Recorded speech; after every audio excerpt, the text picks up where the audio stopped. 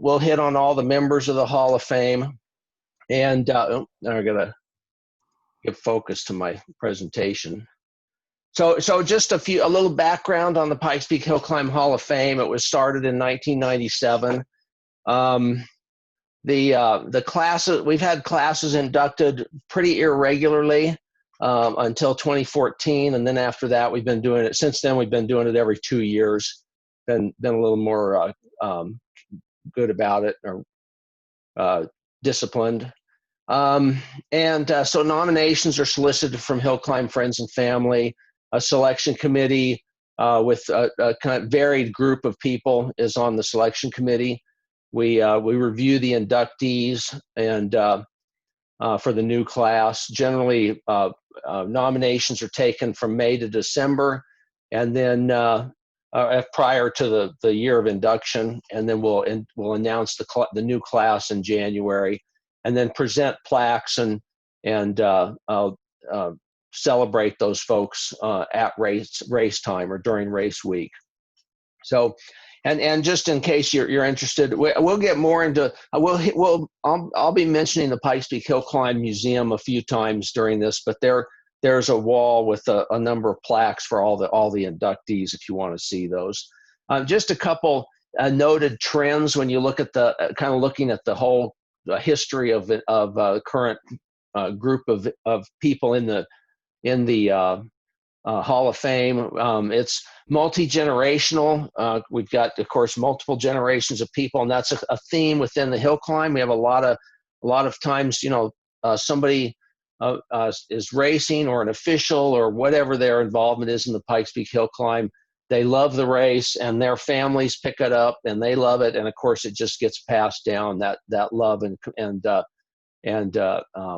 activity in the race. And then it also goes beyond competitors. We're not just going to be talking about competitors. There are officials and organizers and other people who have really made the race possible to run. And then we'll see competitors whose roles have evolved. They raced initially, and then once they retired from racing, they went on to do other things for the hill climb.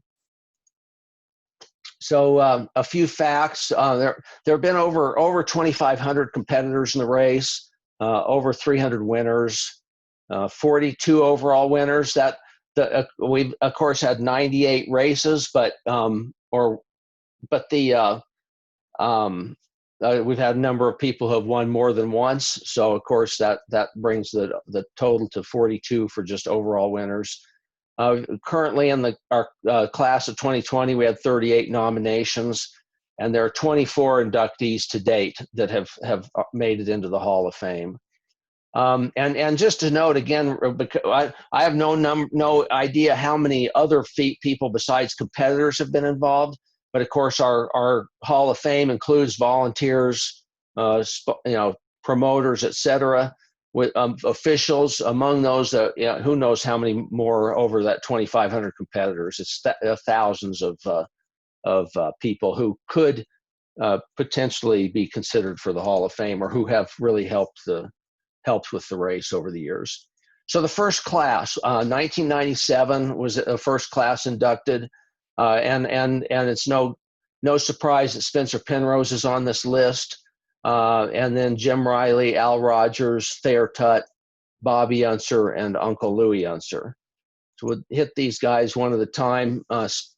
Spencer Penrose, of course, built the Pikes Peak Highway and started the Pikes Peak Hill Climb to promote the road. And then one of his mechanic, his chief mechanic at the garage that took care of all the tour cars for the Broadmoor, asked if he could make a race car out of one of the tour cars. So they cut it, shortened it down, and so Spencer owned the Broadmoor Special Yellow Devil that competed from 1927 to 1932, and that car, of course, is in the Hill Climb Museum. And then he relinquished the highway back to the Forest Service in 1935. He had a lease. He just had a lease on the road, and couple other kind of non-race related stuff, but just of interest. I looked up, he was 51 years old when he built the Pikes Peak Highway. and of course when they built the road, there was a summit house for the cog on top of the mountain, but the cog owners wouldn't let the highway people use their summit house. So Spencer built another summit house for the highway, and that operated up on the mountain until 1957 when it burned down. And then Spencer eventually purchased the cog railway, and then of course his estate funded became the El Pomar Foundation. And we'll see more, but the El Pomar Foundation has been a huge influence and kept the Pikes Peak Hill Climb afloat through lean financial years. So again, to learn more about him, we can go to the Penrose Heritage Museum, which of course has his heritage and the Pikes Peak Hill Climb. Jim Reilly. Well, you may know, you remember Reilly Buick, of course. Jim owned Reilly Buick, but when he was younger, he actually followed in his father's footsteps, who had been a supporter of the hill climb, and then he had a number of duties over the years: fuel testing, timing, and eventually became board member. Was two-term president of the board, and very active in our historical association, and was given the title honorary lifetime director. So this is a photo of Jim on the left as an official doing fuel testing for Louis Unser, not Uncle Louis, but Louis, who was Bobby and Al's brother. Al Rogers. Al Rogers was a tour bus driver turned hill climb champion. He competed from 1936 to 1954 and won 5 times. He and Louis Unser, Uncle Louis, had a really strong rivalry. From 1934 to 1951, an 18-year span, either Louis or Al won the race. Nobody else, just the two of them. So they went back and forth, very competitive with each other. This Kniff special in this photo is in the museum as well. And then of course he also was named honorary lifetime director, holds that distinction. Thayer Tutt, of course, I'm sure you probably recognize the Tutt name, but Thayer was heavily involved in the race in a number of ways. Publicity and reception committee, member of the committee. He was on the board of directors. We only have record from a hill climb program that we had that he was for sure director in 1948, but I suspect he actually was on the board of directors for a number of years. He was also steward and referee, and just a dedicated race promoter and supporter. As chairman of the board of El Pomar Foundation, and he was also chairman of the board of Broadmoor.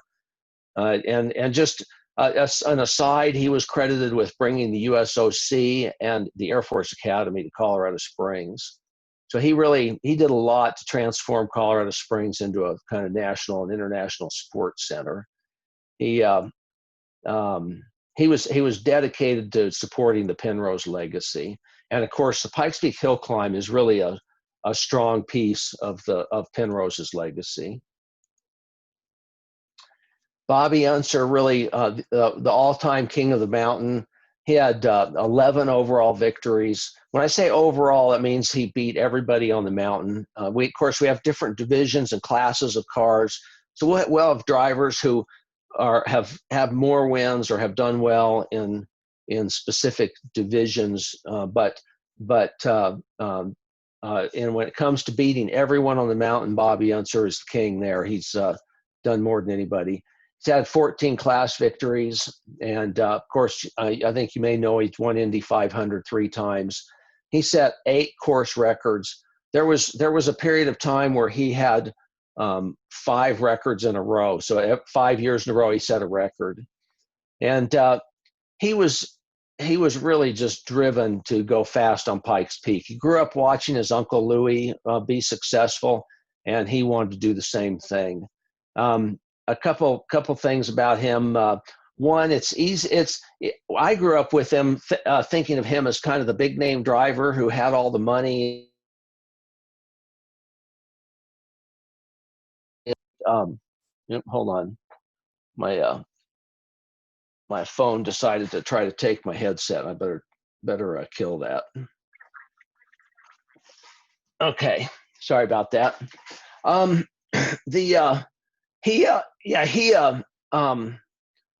When he was young, he was basically an unknown guy. You know, he was just a young guy. He and his brothers came from Albuquerque, wanted to race the peak, and they had so little money that they couldn't afford to buy gas for their race cars. So they drove tour cars on Pikes Peak to make money to fuel their car for the race. So that's kind of their coming from that start. But again, he was really driven. He set up a little track by his house and just it played in the dirt with his car all the time, trying to make it go faster and faster. And kind of along those lines, he called Goodyear up out of the blue. They had no idea who he was, just some young kid, and wanted to talk to their head engineer. Started asking them, could you do this with a tire? Could you do this? Could you do that? And it started a really long-term relationship with Goodyear, whereby they basically designed the Goodyear Pikes Peak Special, which became really the go-to tire on Pikes Peak. And that was just Bobby wanting to go fast and trying to come up with any advantage he could for his equipment, his car, to go as fast as possible. So one thing that's kind of, I think, is a fun story that kind of points to his singular desire to go fast. He got hired by GM to help them do some testing on Tornado, and they took it up on Pikes Peak, and he was driving it up and down the mountain, and basically I think they wanted to improve the performance of the car, and he kept telling them it's got to be lighter, it's too heavy. And the engineers, they didn't want to mess with it. They kind of were saying, no, we don't want to do anything, whatever. He wanted to take stuff off the car. But then they had to go down to the Springs for a meeting. So while they were gone, he got all the mechanics to take basically everything off the car. They took the doors off, took the entire body off the car, took the exhaust off, took all the seats out. They basically got it down to one seat for Bobby to drive. And Dave Bakarowski was up there as a young engineer. He was still up there, and he would ride along with Bobby and take notes off the gauges. And so he didn't even have a seat to sit in, so they put a milk crate down and strapped him down on a milk crate so he could sit and take note of the instrumentation. Well, Bobby raced up the road and proved that, yeah, sure enough, if it was light, it would go fast. And so then it started to get dark, and the car is completely torn down, and all the stuff they took off of it is on the trailer they hauled it up there on. So they couldn't put it back together to put it on the trailer. So Bobby said, well, he'd drive it down to Manitou to the GM Test Center, and so that he's driving down Ute Pass and gets partway down Ute Pass, and a state patrolman pulls him over and comes up to him looking at this weird thing that has no body, no license, no anything, no exhaust muffler, and so the patrolman says, could you tell me what I'm looking at here? and Bobby tells him what he had done, what they're doing, and the patrolman says, well, that's just crazy enough that I have to believe you. And he said, just get this thing off my road as soon as possible. And Bobby took it on down. But that's just a testament again to Bobby's kind of desire and how far he'll go just to go fast. So Uncle Louie. So Uncle Louie, who of course Bobby looked up to, Uncle Louie lived in Cascade and had a machine shop in Colorado Springs.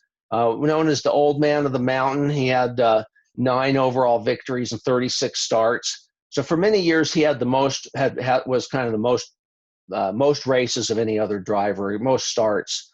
And of course, he set 6 course records, second only to his nephew Bobby. And again, he was named honorary lifetime director. but really, really a great guy.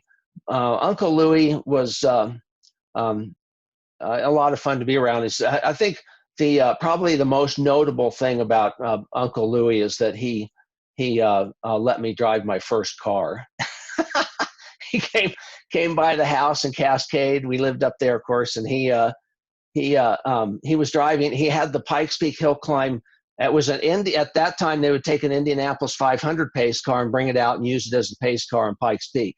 So it's combination Indy 500 Pikes Peak pace car, and he let me drive it around the neighborhood. I was 13 years old, and I was a small kid, and I was so small I could barely reach the pedals and see out over the dash. And but anyway, that's what I say is his claim to fame.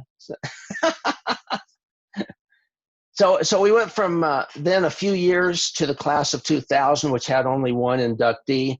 That, of course, was Uncle Nick, and he of course raced a stock car and won 5 times in the stock car division. He was the president and CEO of the race from 1988 to 1998, and founded the original museum, which was in Manitou. And then I say here he was an okay cook.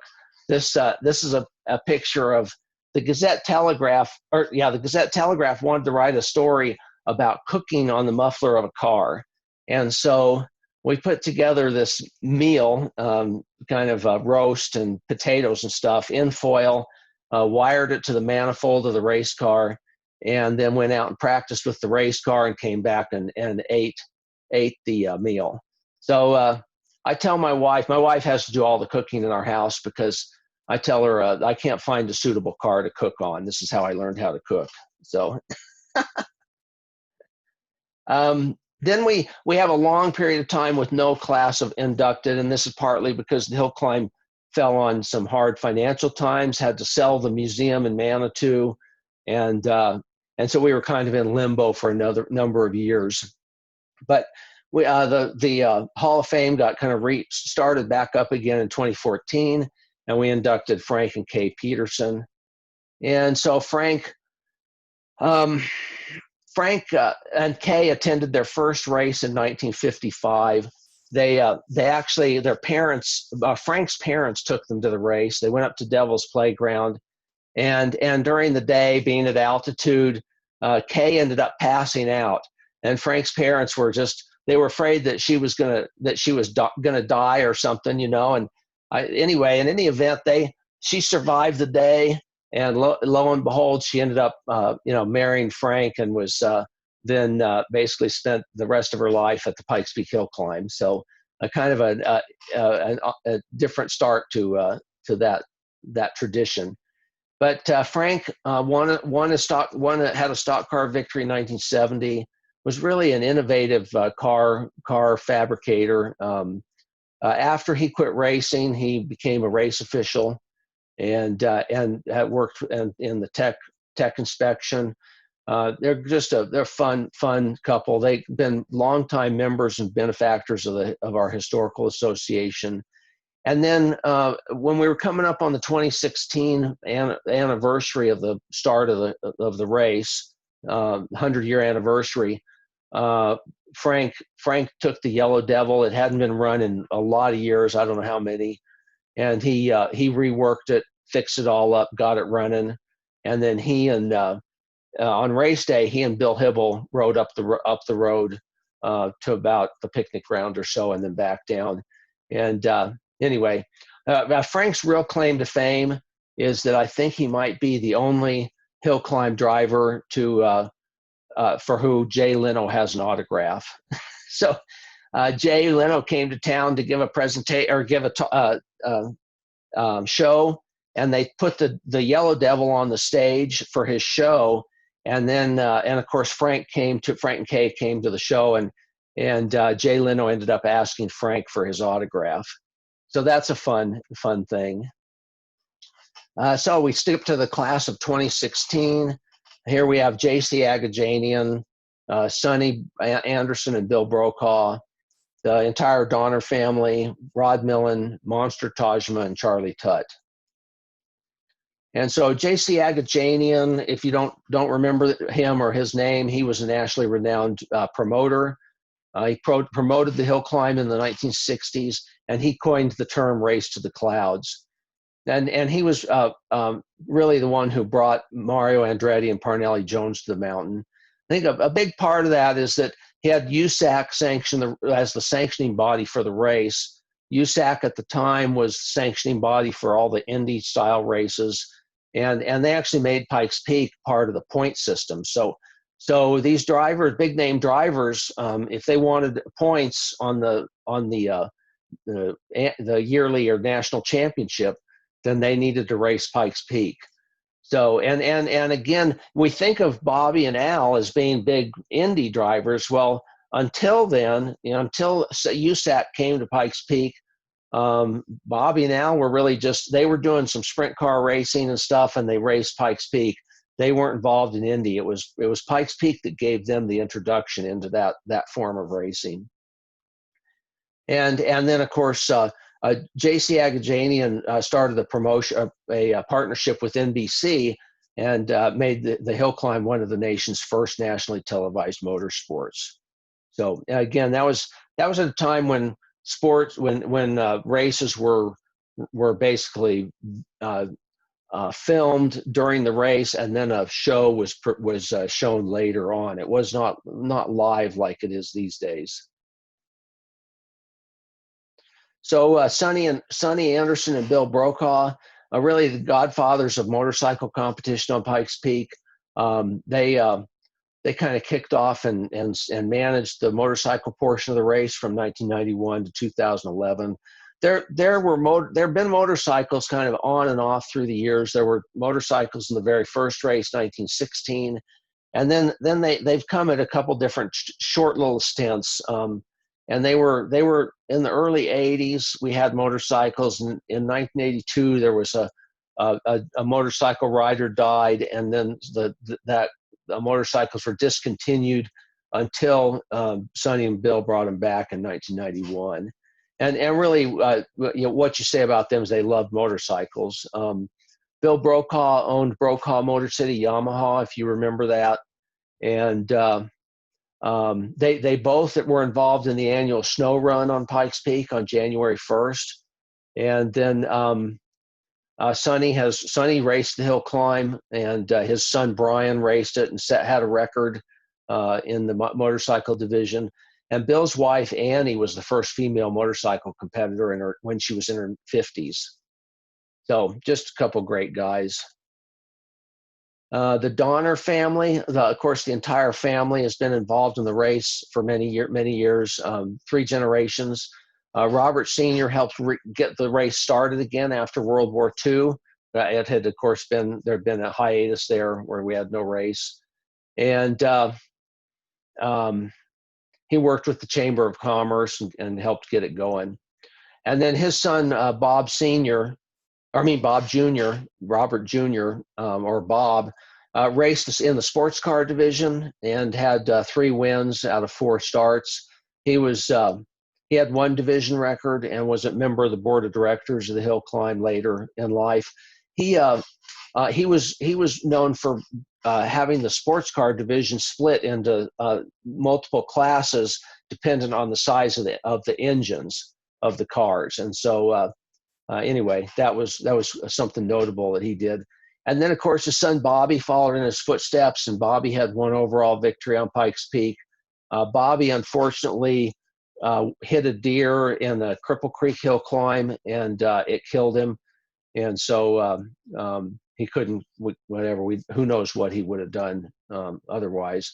And then David, of course, you probably all know the name, David Donner. He's 3 times overall winner, and he's been on the board of directors as well. So the family has been again involved in as race car drivers and as kind of organizers, help with the race for so many generations.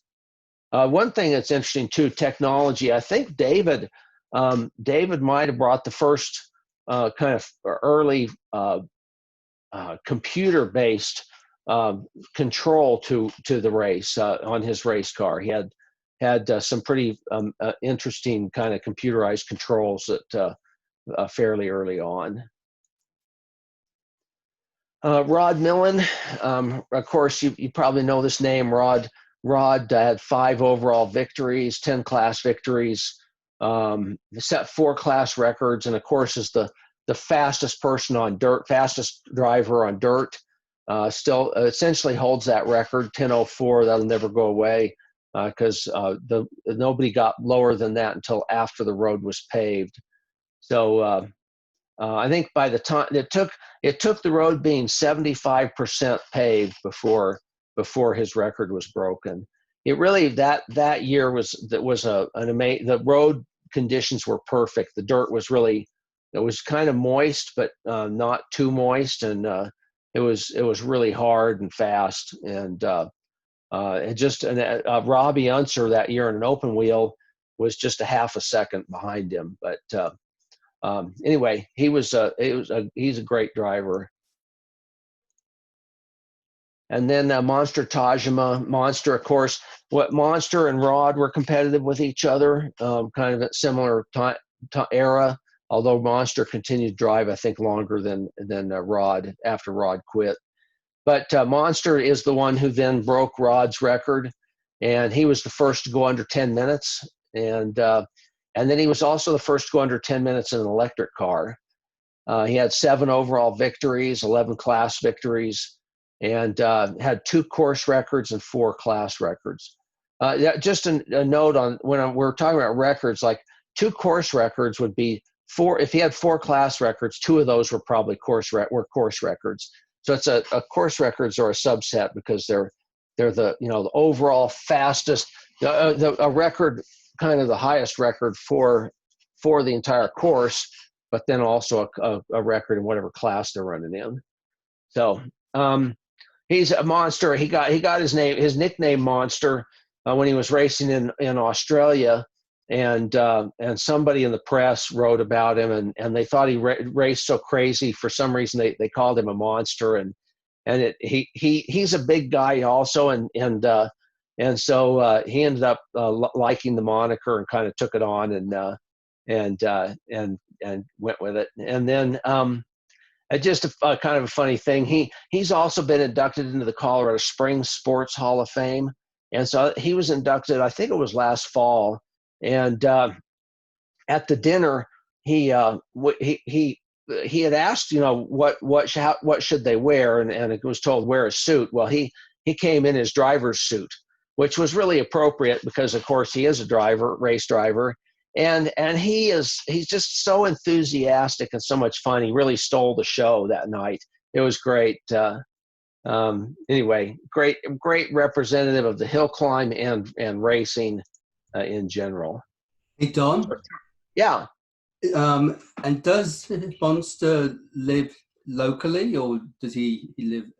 Is he No, he's from Japan, so his sponsors have been. He's had Suzuki, and various different sponsors, but it's international. No, but where does he live now? He lives in Japan. Oh, okay. I'm sorry. Yeah. When he came for the Sports Hall of Fame thing, he came from Japan to do that, or to be inducted. Oh, and I also could have mentioned also he's had some pretty crazy technology. I mean, of course, he went from regular gas-powered cars to electric, but he also he brought a Suzuki with 2 motors in it, one in the front, one in the back, and of course that had to all be computer controlled and whatever. And that there's one of those cars is in the Hill Climb Museum, but he's done some pretty crazy stuff on Pikes Peak. Okay, so Charley Tutt, of course, Thayer's son. Charley was president of the Hill Climb from 1980 to 87. He really ushered in the rally era, which brought all these international drivers. That really is what brought people like Monster and Rod Millen to the race, and having rally drivers from Europe and from the Pacific region. And then he was the force behind the creation of the hill climb experience at the Penrose Heritage Museum. We he was coming to our historical association meetings, and of course we had lost the museum, and we're spent a lot of time bemoaning the fact that we didn't have a museum. We really needed one. and then one day Charley shows up, says, well, he got Phil Long Ford to donate property in Motor City for a new museum, and so we ended up working. He was really pushing us kind of on that, but we put together some museum architectural plans and a business plan and whatever, and we had, Lisa and I had a little bit of a concern that we were going to repeat the same thing that happened with the Manitou Museum, that we would build one and we would have to pay the cost of running it, and we would end up going under again or have issues. But we had this big plan, and Charley took it to Bill Hybl and had this brainchild kind of as he was getting ready to present it. He asked Bill, I don't suppose you could expand the carriage house, could you? And Bill said, yeah, I think we could do that. And that basically was the start of what we ended up doing. And the end result was perfect for us because El Pomar owns the museum. We don't have to, it's free to the public. We don't have to worry about any funds. We just have to we've just provided the artifacts and things, cars and things that are in the museum, and kind of supported a little bit. So it was really a great thing, and really all due to Charley. So the next class is Davey Durelle, Randy Schranz, Glen Shultz, Leonard and Barb Vahsholtz, and Jeff Zwart. And Lisa, I think Lisa pointed out that everybody but one of these names has a Z in it, and but with all those Z's, I don't think you'll find yourself going to sleep, because these people will keep you awake. So Davey Durelle, a motorcycle rider, the winningest rider in the history of the race, 6 overall victories, 16 class victories, 1 motorcycle course record, and 9 class records. And just really a great performer, excellent, nice guy, local, and but just astounding rider. And then, oops, I got excited. Randy Schranz, Randy, of course. So Randy eclipsed Uncle Louie's number of starts with 40 starts. So that's kind of his big claim to fame. Of course, he also puts together really nice looking race cars. Had 10 class victories. This car here was propane powered. So he did that, ran on propane for quite a few years, and kind of proved how well that could be used as a fuel source in race cars. Anyway, he, of course, and then again, family-wise, his son Lane started racing, and so they're a multi-generational family racing Pikes Peak. Glen Shultz. Glen dominated the race in the late 20s and 30s. He had 7 overall victories and 8 class victories, set 3 course records and 4 class records. So if you think, if I were to break the race into sort of eras, I would say there's probably the Glen Shultz era, and followed by the Al Rogers, Louis Unser era, in which those 2 guys were always beating each other, followed by the Bobby Unser era, and then finally, or Bobby and Al Unser, and then finally probably the Vahsholtz, maybe both father and son, Leonard and Clint, it kind of where they're just lots of winning, and dominated their divisions. So Leonard and Barb Vahsholtz were inducted together. Leonard, of course, you all know him, probably know the name. From Woodland Park, always built great cars, and built and ran his own cars. And he had 19 division victories. 6 division records, 2 division records in one day. So he actually is the only person who's ever done this. I'm pretty sure, but he raced his stock car, set a record, got in a helicopter, got a ride down to the start line, got in his truck, raced his truck, and set another record.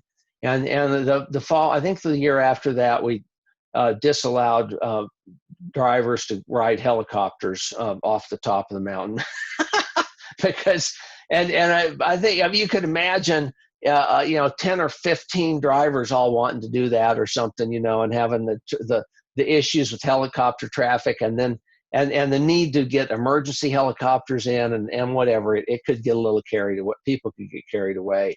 So anyway, that's probably won't be repeated, that feat. And then of course his wife Barb, she's great. She had to manage this family of racers, and again, generation Leonard raced, and their son Clint has won a lot of stock car classes or races, and then their son Cody is now racing as well. I mean Clint's son Cody, and Barb did a lot of time. Has always been a timed the races for. She just timed a lot of Colorado Hill Climb Association races, and for the hill climb, she's acted as a backup hand timer. And I worked with her when I was the timing director, and she's just very professional, really great to work with. Jeff Zwart. Jeff has always brought Porsches to the race, and he has 8 class victories and 4 class records. And he, for a period of time here after he kind of quit racing, he was working with rookies and helping them. It's just a great competitor and promoter of the race. But this year, Jeff and David Donner, both members of the Hall of Fame, are the first to return to race. So they'll be racing this year, and so it makes me wonder if we were a little premature in putting them in the class in the Hall of Fame. We might have to put their Hall of Fame and something on hold until they are finished racing. So finally this year. So this year we have Stan DeGeer, Carlin Dunne, Bill Hybl, Al Unser Sr., and Art Walsh. And so that, again, back to the not always competitors. We have a benefactor, a rider, a driver, historian, and a volunteer official. So Stan DeGeer. Stan was born and raised in the area, and then was in the Army for a number of years, became a teacher and historian. And then he and his wife, Eloise, they basically started to put together the history of the hill climb. And at a time when the internet didn't exist, of course, they had to travel all over to museums and libraries and go through newspapers and magazines and whatever. They worked tirelessly to pull together old stories of the race and all the results of the race. So his race to the clouds from 1916 to 2001 really was the foundation of what we any historical stuff we now have. They gave us permission to use their stuff. We scanned his book and got all the results, put them in a database. So we now have all the results of the hill climb in a database. But without that work, we really wouldn't have anything. We owe a real debt to him. And I have to say that when he and Eloise would come to the race, they just loved the race, and they would light up. It was just great to see them. Carlin Dunne. Carlin is really an amazing motorcycle rider. He was the first rider under 10 minutes, and he was the first motorcycle king of the mountain on an electric bike. So that meaning that he on the electric bike beat all the gas-powered motorcycles on the mountain. He had 4 overall victories, 4 class victories, and 5 starts, and 2 motorcycle course records and 3 class records. So his 4 class victories and 5 starts is because he last year on his 5th start, just on the last corner before the top, he went off the road and was killed. You may remember that, but anyways, we miss him, and he was, as all accounts are, that he was on pace for another record finish, but unfortunately that didn't happen. So anyway, we'll miss him. He was just a really nice guy. I should mention that when he raced for a while early on, then he took some years off, and when he wasn't racing, he still came to the race every year and worked with a group that Ducati started to help the rookies kind of get up to speed on the mountain and keep them safer. So he was just, again, a great guy. Bill Hybl, of course, I think you probably know the name Bill Hybl. So he was, of course, CEO of El Pomar Foundation for I think 30 years. He and as such really kept the race afloat through some hard financial times. And then of course, as I mentioned, when Charley came to him with the idea of expanding the Heritage Center, he was on board for that, and without him supporting that wouldn't have happened. So really, we wouldn't have a museum without Bill. And then like Thayer Tutt before him, just had a real strong support of the Penrose legacy, and of course recognized Pikes Peak Hill Climb as a big part of Penrose's legacy. And then just on aside from the hill climb, I think Bill Hybl was he's president emeritus of the U.S. Olympic and Paralympic Committee. He was on the International Olympic Committee. He was inducted into the Colorado Springs Sports Hall of Fame in the inaugural class of 2000. And anyway, he's been just really made a huge difference in our community and Colorado at large in his position and leadership of El Pomar. Al Unser Sr. Had 2 overall victories, 2 class victories. Of course, you probably know he won the Indy 500 4 times. And so he, just a couple things. Al, when he was young and wanted to come race Pikes Peak, you had to be 21 years old to race the peak. And so he decided he'd sneak in at 20. And so he came up and he practiced and he qualified, and then somebody told on him, and the night before the race they disqualified him and wouldn't let him race because he wasn't 21 years old yet. And that still sticks in his craw. If you bring up the hill climb, he'll grumble about the fact that they didn't let him race when he was 20 years old. And of course, since then, that's all changed. Young people, I think Al Jr., his son, was able to race when he was 18. Anyway, he was a really talented driver, and of course did well, as we've seen in Indy and other places and on Pikes Peak.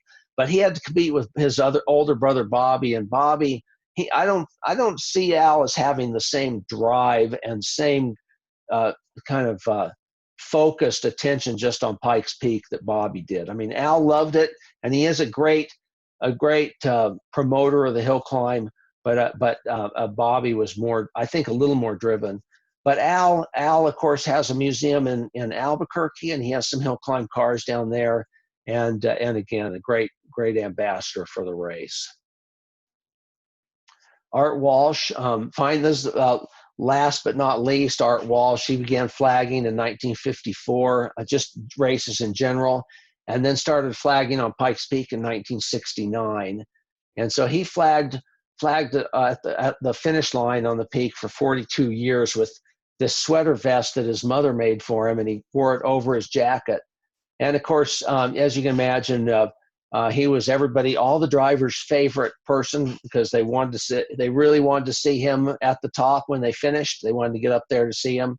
and like many people, you know, he loved the race, and when you see him at during race week, he was just lit up, really just loving what he was doing, and always a joy to see each year. And then just I should mention, of course, he flagged races all up and down the Front Range at tracks all over the place. So anyway, a great guy. So where do you want, if you want to learn more about these folks or the hill climb in general, of course, I've mentioned many times the Penrose Heritage Museum. It's next to the International Center at the Broadmoor. You can park in a parking garage. I think right now with COVID-19, you might have to call and make appointments, and you can look on their website, look them up on the web and check that out. And but it's free, and you get parking vouchers to free parking if you go through the museum, and then of course you can look at the Hill Climb's website as well. And as Mike mentioned earlier, you can listen to the race on KRDO radio, and you can follow it on the website, and of course it'll be on August 30th.